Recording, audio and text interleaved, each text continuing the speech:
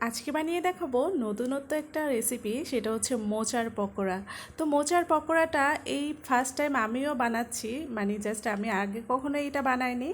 তো প্রথমবার যেহেতু, তো ভুল ত্রুটি হলে আপনারা অবশ্যই ক্ষমা দৃষ্টিতে দেখবেন। যাই হোক, ফার্স্টে আমি এই মোচার পকোড়াটাকে এভাবে ছুলে নিচ্ছি, মানে এটাকে কাটতে হবে, জাস্ট আস্তে আস্তে রাখতে হবে যে এই ফুলগুলো। আসলে এই মোচার ফুলগুলো যদি ভেঙে যায় তাহলে আর ভালো লাগবে না। তো আমি চেষ্টা করছি যে একেবারে আস্তে আস্তে থাকবে। তো এইভাবে অনেক সাবধানে সাবধানে একটা একটা করে ছুলতেছি। এই যে একদম ভিতরে যে কচিগুলো আছে সেগুলো নিয়ে নেব, তাহলে কি মজা লাগবে। কারণ কি, একটু শক্ত যেগুলো সেগুলো কি বেশি একটা ভালো লাগবে না, একটু কচি হলে অনেক মজা লাগবে, যেহেতু পকোড়া বানাবো। তো এই তো আমি অনেকগুলো কেটে নিয়েছি। আপনারা নিশ্চয়ই দেখেছেন কিভাবে কেটেছি, এই যে আস্তে আস্তে রেখেছি। এরপর মাথার যেই অংশটা, একটা শক্ত অংশ থাকে, ওইটাকে চিমটি দিয়ে একটা একটা করে টেনে বের করে ফেলছি, এই যে এভাবে। তো এই তো বের করা হয়ে গেছে। এখন এরকম করে আমি সবগুলোকেই বের করে নিয়েছি। আর এই যে ভিতরে যে মূল অংশটা সেটাকেও নিয়ে নিয়েছি। এটা কিন্তু খেতে বেশ মজা লাগে, ভর্তা করে খেতে বা এমনিতেও কাঁচা কাঁচাও খাওয়া যায়। তো এই তো মোচা কাটার পর্ব শেষ, কারণ মোচা কাটতে কিন্তু ভীষণ কষ্ট। যাই হোক, এর জন্যই বেশি একটা আনতে চাই না। তো মাঝে মাঝে ইচ্ছে করে খেতে, আর এই মোচাটা অনেক উপকারী শরীরের জন্য, এর জন্য আনা হয়।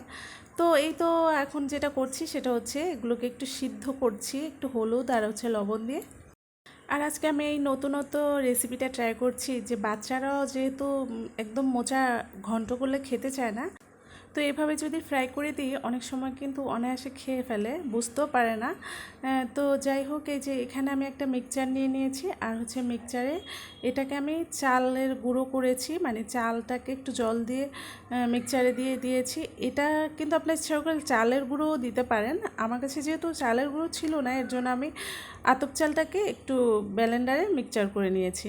এরপর 3 চামচ বেসন দিয়ে দিয়েছি, 1 চামচ ময়দা দিয়েছি, মরিচের গুঁড়া দিয়ে দিয়েছি, আর একটু লবণ দিয়েছি, আর হচ্ছে একটু চিনি দিয়েছি। তো সব কিছু একসাথে মিক্সড করে, মানে ঠিকটা একদম বেশি করা যাবে না, হালকা একদম বেশি পাতলাও করা যাবে না, এভাবে করে নিতে হবে, যেন একদম আঠালো আঠালো একটা ভাব থাকে। এই তো মোচাগুলো সিদ্ধ করে ফেলেছি, আর একটু জল চিপড়ে নিচ্ছি। চিপড়ে এর বেসনের উপরে আমি খুব ভালো করে উল্টে পাল্টে তারপরে গরম তেলে ভেজে নিচ্ছি। তো রেসিপিটা কিন্তু একেবারেই সিম্পল, খেতে কিন্তু বেশ মজা। এটা আপনারা গরম ভাতের সাথে বা এমনিতেই সন্ধ্যাবেলা খেতে পারেন, একটু সস দিয়ে বাচ্চাদেরকেও দিতে পারেন। এটা কিন্তু ভীষণ পুষ্টিগুণ সমৃদ্ধ, ছোটো বড়ো সবার জন্যই ভালো। অবশ্যই বানিয়ে দেখবেন বাসায় কেমন লাগে। তো রেসিপিটা যদি ভালো লাগে অবশ্যই লাইক কমেন্টস দিবেন, আর পরবর্তী রেসিপি দেখার জন্য আমন্ত্রণ রইল। সবাই ভালো থাকবেন, সুস্থ থাকবেন, টাটা।